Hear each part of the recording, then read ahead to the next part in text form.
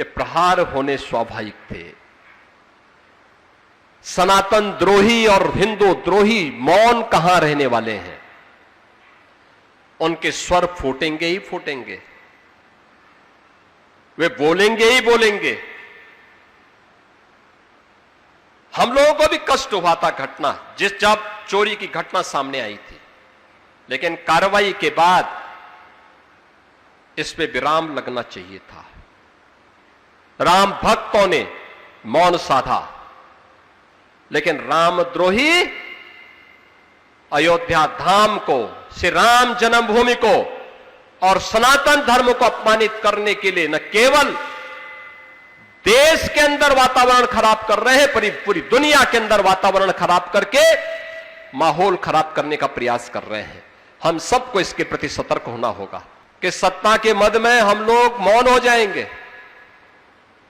जो रामद्रोही होगा उससे अंतिम दम तक निपटेंगे और पूरी ताकत से उसका मुकाबला भी करेंगे। जो भी अयोध्या धाम और हमारे तीर्थों को अपमानित करेगा और सनातन द्रोही होगा, उससे हर प्रकार से निपटने की पूरी तैयारी होगी, पूरी मजबूती के साथ लड़ेंगे। कुछ मौलवी ज्ञापन देने के लिए जगह जगह आ रहे थे, तो उसमें से एक, चाहे वह किसी कारण से रहा हो, लेकिन एक ज्ञापन मेरे पास भी पहुंच गया था।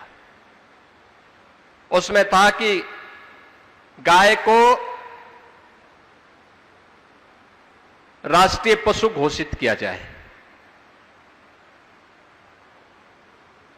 क्योंकि बहुत सारी यात्राएं निकलने लग गई हैं। मैं भौचक था। मैंने कहा भी पशु तो ये ज्ञापन देने वाला व्यक्ति है, उसकी बुद्धि पशुवत है। अरे गाय हमारी माता है, जन्म जन्म का नाता है। गाय हमारी माता है, वह सनातन धर्म की माता है। गाओ विश्वस्य मातरः, उसको भारत की धरोहर के रूप में हमें सजोना चाहिए। अपने घरों में गौपालन का काम करना चाहिए, और हम लोग तो कर रहे हैं। मैं अपने आश्रम में भी करता हूं, और मुख्यमंत्री के रूप में 16 लाख गायों का देखभाल करके गौशालाओं का संरक्षण, गौशालाओं के माध्यम से उनका संरक्षण करवा रहा हूं। हम लोग तो इसका काम कर रहे हैं। तो मैंने उन मौलवियों में से कुछ को फोन किया। मैंने कहा भी मुझे एक बात बताओ,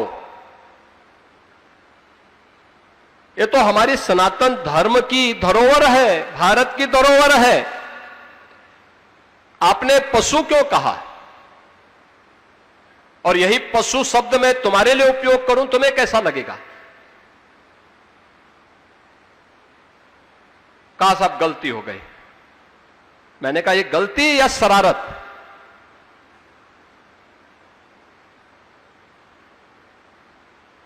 और ये शरारत बार बार क्यों? और ये तुम सिखाओगे हम हिंदुओं को कि गौ माता की पूजा कैसे करनी है? अरे हमारा तो कोई संस्कार गौ माता के बगैर होता ही नहीं है। हमारे यहां हर हिंदू का संस्कार है कि पहला ग्रास गौ माता का होता है और अंतिम श्वान का होता है। चींटी भी निकल जाए तो उसको झाड़ू से नहीं, चीनी और आटा डाल करके उसको भी, उसके सामने भी उसका हार अर्पित किया जाता है, क्योंकि उसका भी अधिकार है। तो मैंने कहा तुम सिखाओगे हमें इसके बारे में, कैसे होना है पूजा, और उसको हम किस रूप में पूजें? ये उपदेश अपने कौम के अंदर देते, गौ तस्करी और गौ हत्या करना बंद कर देते, तो कम से कम हमारी जो पुलिस वहां लगी है उसको हम कुछ दूसरी जगह लगा देते। कि जो ये वर्तमान की चुनौतियां हैं, ये चुनौतियां केवल चुनौती नहीं है, ये हमें चेतावनी दी जा रही है, चेतावनी। और हमें भी इसके प्रति उतनी सतर्कता के भाव के साथ खड़ा होना होगा, उतनी ही मजबूती के साथ खड़ा होना होगा। ये जो प्रहार आज हो रहे हैं अयोध्या में, जो कुछ भी नया करने का प्रयास यहां होता है, अयोध्या में महर्षि वाल्मीकि के नाम पर एयरपोर्ट बना तो लोगों को यह बुरा लग गया। जो लोग राम मंदिर का विरोध कर रहे थे उन्होंने फिर एयरपोर्ट का विरोध करना शुरू कर दिया। यहां पे राम जी की पेड़ी बन रही थी तब भी विरोध का स्वर फूटता हुआ दिखाई दे रहा था। यहां के संत विरोध में नहीं, आम राम भक्त विरोध में नहीं, लेकिन जो श्री राम लला के भव्य मंदिर के विरोधी थे वे वहां भी विरोध करते हैं। यहां पे अच्छी कनेक्टिविटी हो, अच्छी सड़कें बने, रेलवे की अच्छी व्यवस्था हो, वायु सेवा से अयोध्या धाम जुड़े, यहां के घाटों का नवनिर्माण हो सके, श्री राम जन्मभूमि पे उन पूज्य संतों का, उन पूज्य परंपरा का, जिस परंपरा ने वैष्णव परंपरा के साथ साथ संतों की परंपरा को दिग्दिगंग तक गुंजायमान किया था, उन सब का सम्मान हो। जब इसका एक अभिनव प्रयास श्री राम जन्मभूमि तीर्थ क्षेत्र ट्रस्ट के द्वारा प्रारंभ होता है तो ये प्रहार होने स्वाभाविक थे। सनातन द्रोही और हिंदू द्रोही मौन कहां रहने वाले हैं, उनके स्वर फूटेंगे ही फूटेंगे, वे बोलेंगे ही बोलेंगे। हम लोगों को भी कष्ट हुआ था घटना, जब चोरी की घटना सामने आई थी, लेकिन कार्रवाई के बाद इस पे विराम लगना चाहिए था। राम भक्तों ने मौन साधा, लेकिन रामद्रोही अयोध्या धाम को, श्री राम जन्मभूमि को और सनातन धर्म को अपमानित करने के लिए न केवल देश के अंदर वातावरण खराब कर रहे हैं, पूरी दुनिया के अंदर वातावरण खराब करके माहौल खराब करने का प्रयास कर रहे हैं। हम सबको इसके प्रति सतर्क होना होगा, इसके प्रति सजग होना होगा, अन्यथा आजादी की जो अधूरी ख्वाहिशें हैं इसको ये लोग और कुंठित करने का कुत्सित प्रयास करेंगे। ये लड़ाई एक लंबी चलने वाली लड़ाई है, यहीं पे विराम लेने वाली नहीं है और हम भी ठहरने वाले नहीं हैं। हम लोग भी ऐसा नहीं कि सत्ता के मद में हम लोग मौन हो जाएंगे। जो रामद्रोही होगा उससे अंतिम दम तक निपटेंगे और पूरी ताकत से उसका मुकाबला भी करेंगे। जो भी अयोध्या धाम और हमारे तीर्थों को अपमानित करेगा और सनातन द्रोही होगा, उससे हर प्रकार से निपटने की पूरी तैयारी होगी, पूरी मजबूती के साथ लड़ेंगे। और मुझे लगता है इन पूज्य संतों के प्रति, पूज्य परमहंस रामचंद्र दास जी महाराज के प्रति,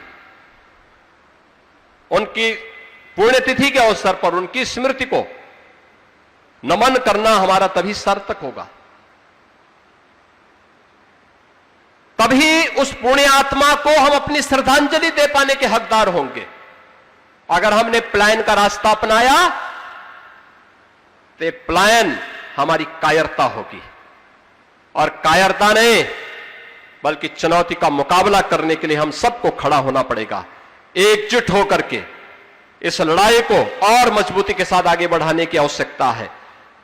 मैं आज के इस अवसर पर श्री महंत सुरेश दास जी महाराज, श्री महंत रामलखन दास जी महाराज को हृदय से धन्यवाद देता हूं कि उन्होंने यहां पर आज मुलुक पीठाधीश्वर पूज्य संत राजेंद्र देवाचार्य जी महाराज की इस पावन कथा का आयोजन भी किया है।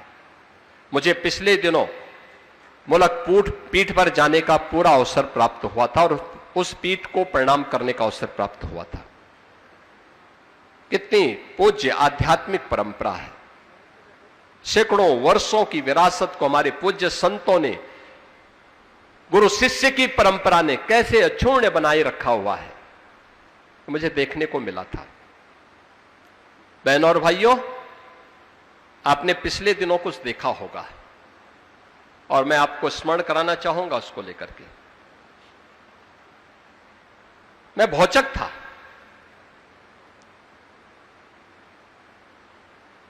कुछ मौलवी ज्ञापन देने के लिए जगह जगह आ रहे थे, तो उसमें से एक, चाहे वह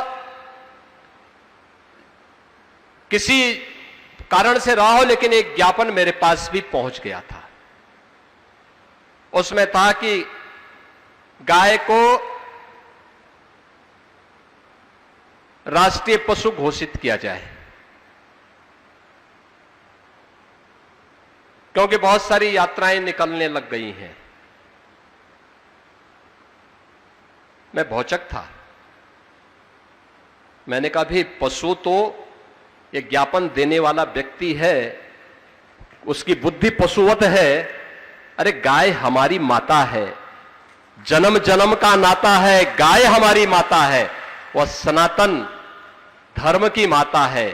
गाओ विश्वस्य मातरः, उसको भारत की धरोहर के रूप में हमें सजोना चाहिए। अपने घरों में गौपालन का काम करना चाहिए, और हम लोग तो कर रहे हैं। मैं अपने आश्रम में भी करता हूं और मुख्यमंत्री के रूप में 16 लाख गायों का देखभाल करके गौशालाओं का संरक्षण, गौशालाओं के माध्यम से उनका संरक्षण करवा रहा हूं। हम लोग तो इसका काम कर रहे हैं। तो मैंने उन मौलवियों में से कुछ को फोन किया। मैंने कहा भी मुझे एक बात बताओ, ये तो हमारी सनातन धर्म की धरोहर है, भारत की धरोहर है, आपने पशु क्यों कहा? और यही पशु शब्द मैं तुम्हारे लिए उपयोग करूं, तुम्हें कैसा लगेगा? कहा साहब गलती हो गई। मैंने कहा ये गलती या शरारत?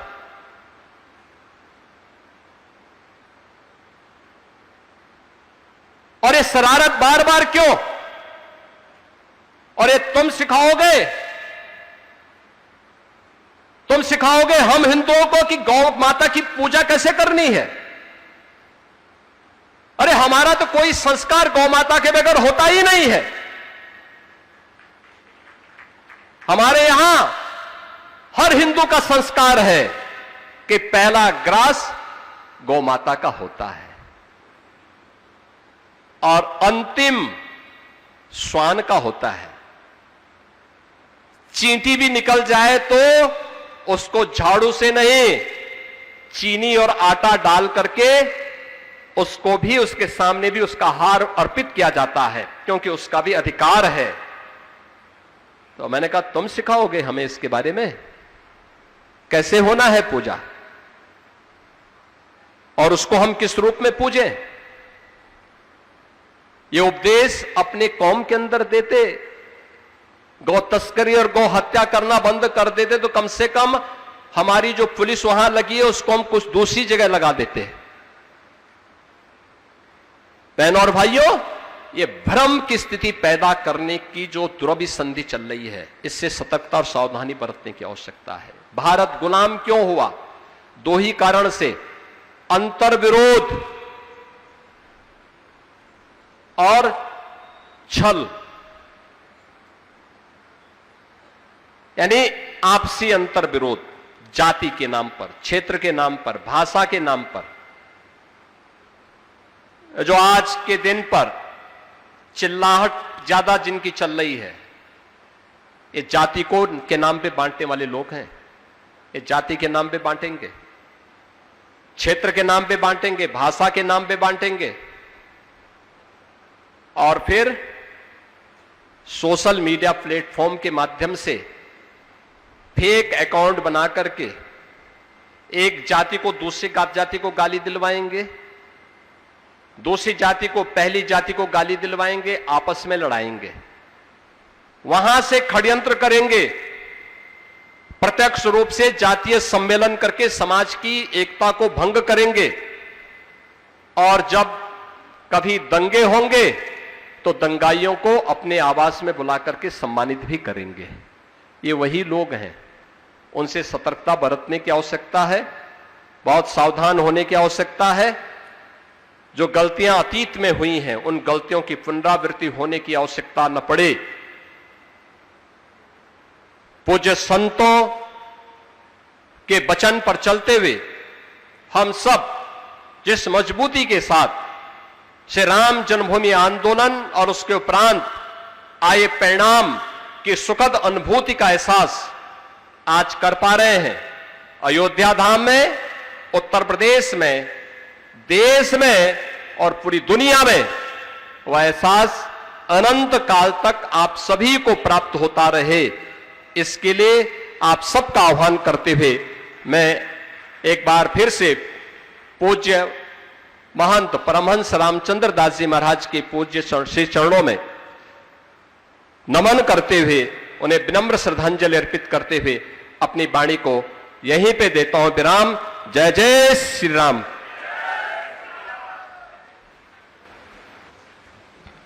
बहुत बहुत वंदन आदरणीय मुख्यमंत्री जी के चरणों में।